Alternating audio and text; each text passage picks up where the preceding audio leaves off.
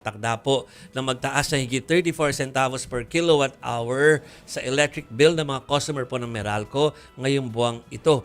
Dulot raw ito ng pagtaas sa singil ng mga pangunahin o pinagkukunan nito ng kuryente habang under maintenance ang Malampaya Fuel Facility.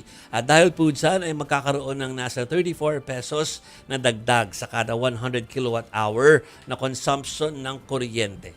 Katumbas po yan ng dagdag na 69 pesos para sa mga kababayan po o kabahayan na kumukonsumo. Ulitin ko po.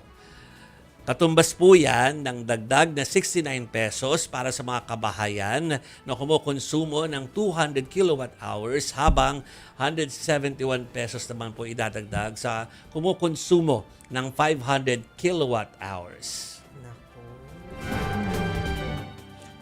Kaso mukhang hindi lang kuryente ang tataas. Ayun Yes. nga, ang daming bad news.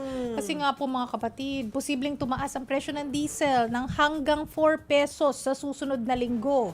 Ayon sa ilang oil industry sources, 2 pesos to 4 pesos per liter ang maaaring maging pagtaas sa diesel, habang piso naman ang pwede maging rollback. Rollback o pagtaas?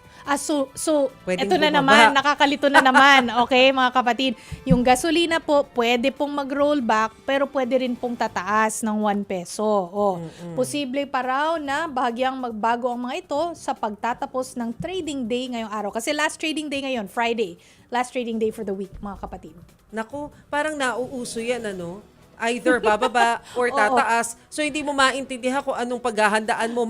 Magpapagasolina ba tayo ngayon o hindi? Hindi ba? Usually sa sa gasolina yan no? Oo. Yung diesel sa atin talagang tataas. Laging tumataas. Naku, yung mga kapatid natin na nagmamaneho po ng diesel, kung kakayanin naman na magpakarga nga na ngayong weekend, pakarga na kayo.